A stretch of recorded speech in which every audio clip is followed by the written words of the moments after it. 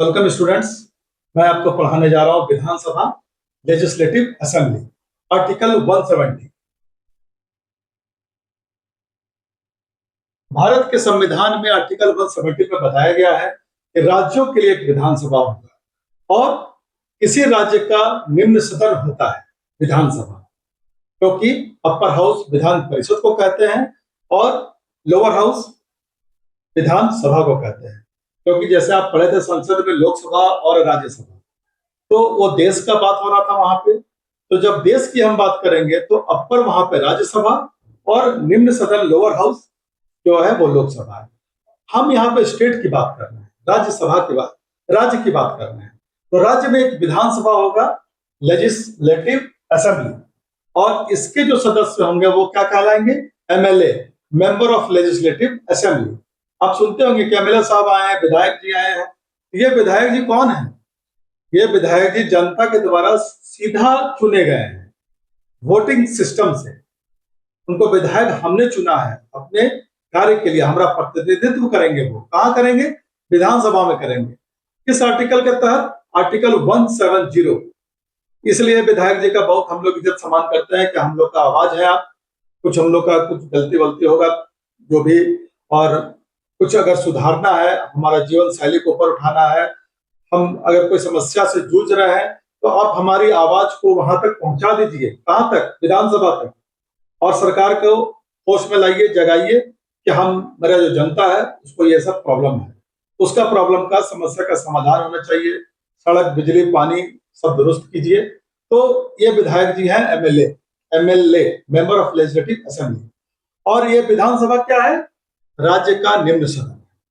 तो ये विधानसभा दूसरा है कि अस्थायी है। जैसे लोकसभा अस्थायी था, तो विधानसभा भी अस्थायी है। टेन्योर 5 वर्ष का जरूर है, लेकिन उसके पहले भी ये विघटन हो सकता है, डिसॉल्व हो सकता है। आप पूछेंगे कैसे डिसॉल्व हो सकता है? अगर मान लीजिए गठबंधन की सरकार है, 4-5 गठबंधन मिलकर के, पार्टियां मिलकर के अगर उस सरकार चुनती है और किसी कोई एक खींच लिया, तो उसमें क्या होगा? उसमें तो गिर जाएगा, ये अल्पमत माइनॉरिटी में सरकार आ जाएगी और सरकार का पतन हो जाएगा। फिर से फ्रेश चुनाव की घोषणा करेंगे राज्यपाल। तो ये सिस्टम है। अब आइए कि इसमें क्या होता है। इसमें सीधा जनता के द्वारा एमएलए चुना जाता है और इसमें सीट कितने होते हैं? तो अधिकतम 500 सीट।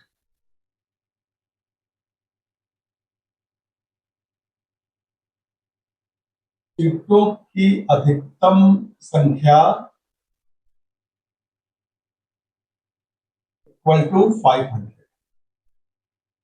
तो जब अधिकतम है तो न्यूनतम भी होगा, मैक्सिमम, मिनिमम। तो मिनिमम क्या है? सीटों की न्यूनतम, माने कम से कम न्यूनतम संख्या 60। यह प्रोविजन है हमारे संविधान, कॉन्स्टिट्यूशन ऑफ इंडिया में, कि विधानसभा के लिए अधिकतम सीटों की संख्या कितनी है? 500। न्यूनतम कितनी है? तो 60। तो कुछ इसके अपवाद भी हैं। तो हाँ है। क्या अपवाद है बताते हैं। तो देखिए, 60 से कम नहीं होगा, लेकिन अगर छोटा छोटा राज्य है तो वहां भी 60 बना दीजिएगा क्या? वहां पे तो जनसंख्या के आधार पर सीटों का वितरण होता है। तो वहां जैसे गोवा छोटा सा राज्य है, मिजोरम, सिक्किम, ये सब छोटा छोटा राज्य है। गोवा 40 सीट है, मिजोरम 40 सीट है, और सिक्किम 32 सीट है। ये क्या है? ये अपवाद है। अपवाद, अपवाद को इंग्लिश में एक्सेप्शनल कहा जाता है। तो आपसे प्रश्न पूछेगा अगर कि न्यूनतम संख्या 60 है, लेकिन वो कौन कौन से राज्य हैं जो इसके अपवाद हैं, तो आपका उत्तर होगा गोवा, मिजोरम, सिक्किम। यहां तक कोई दिक्कत नहीं होना चाहिए, क्योंकि मैं आपको बहुत ही अच्छे ढंग से बता रहा हूं। सीटों की संख्या का जो आधार है, वो एक प्रश्न ये भी पूछता है कि जनसंख्या के आधार पर तो वो जो जनगणना हुआ था वो उस वर्ष को आधार बनाया गया। वो कौन सा वर्ष था, किसको आधार बनाया गया था? तो 1971 की जनसंख्या को आधार मानकर 1971 की जो जनगणना थी, जनसंख्या का आधार बना, जनसंख्या को आधार बनाया गया।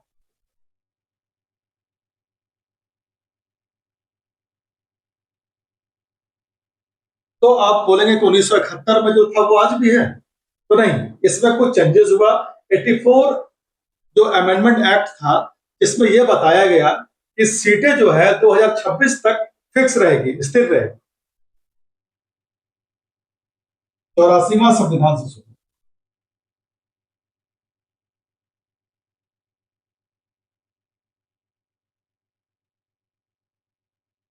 जिसमें सीट 2026 तक स्थिर स्थिर रहने का ये प्रोविजन दिया गया है। ये बहुत ही इंपॉर्टेंट है और बहुत बार ये प्रश्न पूछ चुका है कि किस संविधान संशोधन पे यह निर्णय लिया गया कि जो विधानसभा की सीटें हैं वो 2026 तक स्थिर रहेंगी, मतलब फिक्स रहेंगी, नहीं उसमें कोई बदलाव नहीं होगा। आपका उत्तर होगा 84th amendment act. 84 amendment act ये देख लीजिए। और इसके बाद मैं आपको बताऊं कि केंद्र शासित प्रदेश जहां विधानसभा है, ऐसे दो राज्य हैं, दिल्ली और पांडिचेरी, जहां पे केंद्र शासित प्रदेश होते हुए भी वहां पे विधानसभा है। और विधानसभा में दिल्ली, तो यह प्रश्न पूछता है कि वो कौन से केंद्र शासित प्रदेश है जहां विधानसभा का प्रावधान है। तो आपका होगा पहला दिल्ली। दिल्ली में विधानसभा की सीट है, विधानसभा के लिए यहाँ पर जो सीट की संख्या है वो 70 है, 70। और दूसरा है पांडिचेरी।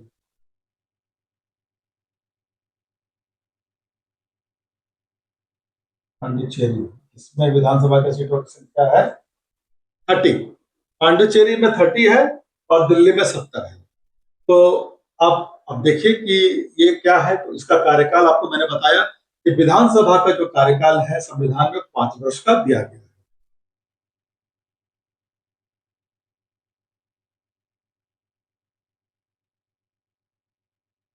बीच में बढ़ाया गया था 42 अमेंडमेंट एक्ट में, 6 वर्ष किया गया था, लेकिन फिर 44 में उसको घटा करके 5 वर्ष कर दिया गया है।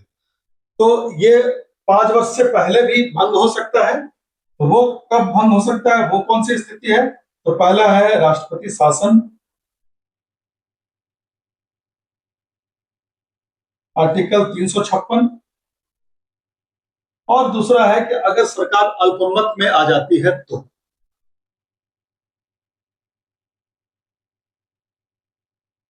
सरकार अल्पमत में आ जाएगी, माइनॉरिटी में आ जाएगी, मेजोरिटी खत्म हो जाएगा। तो यहाँ पे आप चलिए कि इसका जो है कार्यकाल से पहले यह विघटन हो जाएगा।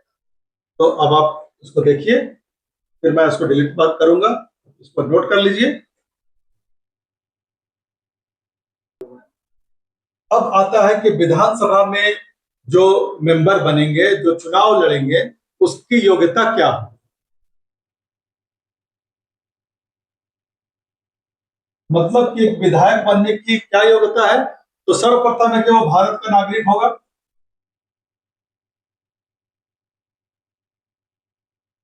अनिवार्य है। इनको भारत का नागरिक रहना है। उनकी आयु क्या होगी? आयु 25 वर्ष। 25 वर्ष जिसने पूरा कर लिया है, कंप्लीट, 25 से नीचे नहीं चलेगा, 25 वर्ष।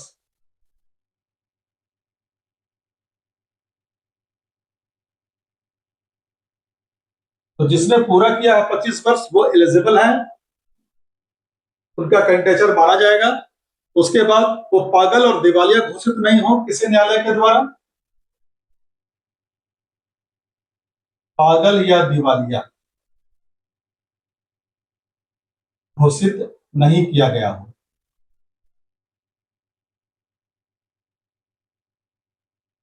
किसी लाभ के पद पर नहीं।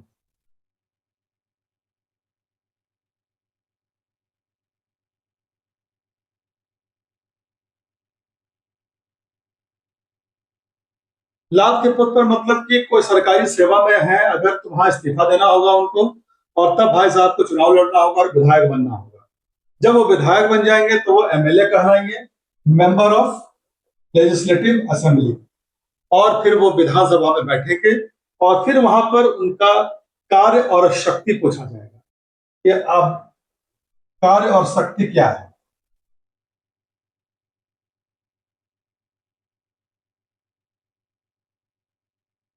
जैसा कि आप जानते हैं कि जो दल सरकार बनाती है, वो जो विधायक होते हैं उन्हीं में से एक को विधानसभा का अध्यक्ष भी चुना जाता है।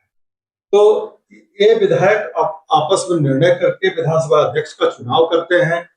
उसके बाद कार्य और शक्ति जो है विधानसभा का इनहेरेंट पावर है यहाँ पे है, क्योंकि लोकसभा की तरह यहाँ भी जो बिल बनता है, विधेयक जो बनाने का काम होता है, वो विधानसभा का होता है। तो विधानसभा का पहला काम है विधेयक, बिल जिसको बोलते हैं, बिल बनाना। ये प्रमुख कार्य है। विधेयक बने तो बिल बनेगा, साइन होगा, कानून बनेगा। तो कानून बनाने का काम यहाँ पे है, विधेयक का काम ये इनका है। इसके बाद दूसरा जो मनी बिल होता है, धन विधेयक,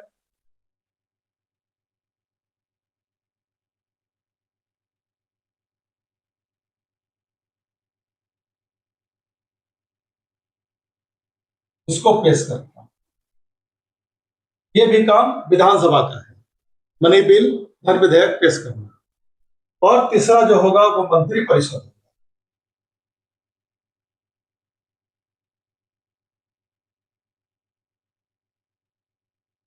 ये जो मंत्रिमंडल है, जो कैबिनेट मिनिस्टर्स हैं, ये किसके प्रति रिस्पॉन्सिबल है, उत्तरदायी कहां पे, लोग जवाब किसको देंगे ये लोग? तो ये लोग जवाब देंगे विधानसभा में, जनता को जवाब देंगे, क्योंकि जनता के द्वारा चुने गए हैं। तो ये लोग मंत्री परिषद जो है, ये मंत्री परिषद विधानसभा के प्रति उत्तरदायी होता है।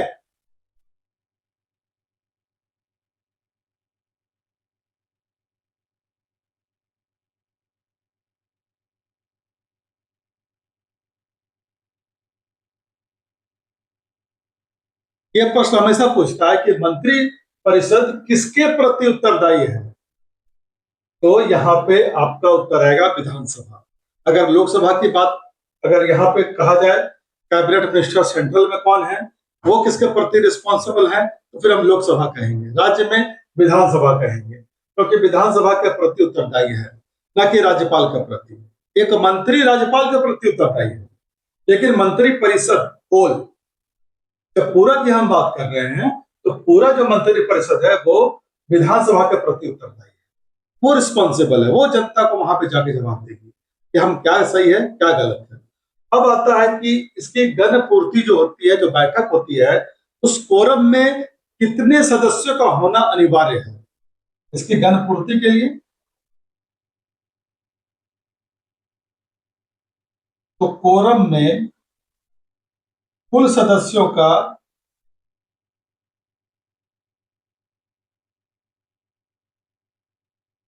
1/10 उपस्थित होना अनिवार्य है। 1/10 भाग। अगर मान लीजिए किसी विधानसभा का 400 है एमएलए, तो उसके 1/10 भाग यानी कि 40 एमएलए, उनको अनिवार्य है बैठक में शामिल होना किसी भी निर्णय को लेने के लिए। अगर उससे कम होगा तो ये बैठक नहीं माना जाएगा। तो ये जो मिनिमम जो है इनका सदस्यों का, वो अटेंडेंस होना चाहिए 1/10। ये बहुत ही इंपॉर्टेंट प्रश्न है, ये हमेशा पूछता है कि विधानसभा की गणपूर्ति कोरम के लिए कुल कितने सदस्यों का होना अनिवार्य है, तो आपका उत्तर होगा 1/10। अब देखिए, ये विधानसभा का जो चुनाव होता है वो डायरेक्ट जनता के द्वारा चुना जाता है, और उसमें जो जनता होगी वो कौन सी जनता है, वो मिनिमम उसके लिए आयु निर्धारित किया गया है 18 वर्ष। तो मतदाता हैं, उनकी आयु 18 वर्ष होगी। 18 वर्ष, ये हमारा जो संविधान संशोधन था, 61वां संविधान संशोधन, उसके तहत ये 18 वर्ष किया गया था। तो पहले कितना था? पहले था 21 वर्ष, 21 से इसको घटा दिया गया। और आप देखिए इसको घटा करके 61 अमेंडमेंट एक्ट तब 1988, उस वक्त की बात है, 1988 की बात। तो उस वक्त आप 21 वर्ष से घटाकर 18 वर्ष किया गया, और 18 वर्ष के जो नवयुवक हैं उनको वोटिंग राइट्स दिया गया। ये वेरी वेरी इंपॉर्टेंट क्वेश्चन है। 21 वर्ष 1988 कौन सा संविधान संशोधन? 61वां संविधान संशोधन। क्या किया गया? एक फेर बदल किया गया। मतदाता को आयु घटा करके 21 वर्ष से 18 वर्ष कर दिया गया। उनको वोटिंग राइट्स दिया गया कि आप अपने देश का जो इलेक्शन है, जनरल इलेक्शंस, उसमें आइए और अपना सीधा अपने प्रतिनिधित्व का चुनाव करिए, अपना रिप्रेजेंटेटिव चुनिए जो आपकी आवाज को वहां तक ले जाएगा और बुलंद करेगा। तो यही है हमारा विधानसभा आर्टिकल 170। Thank you.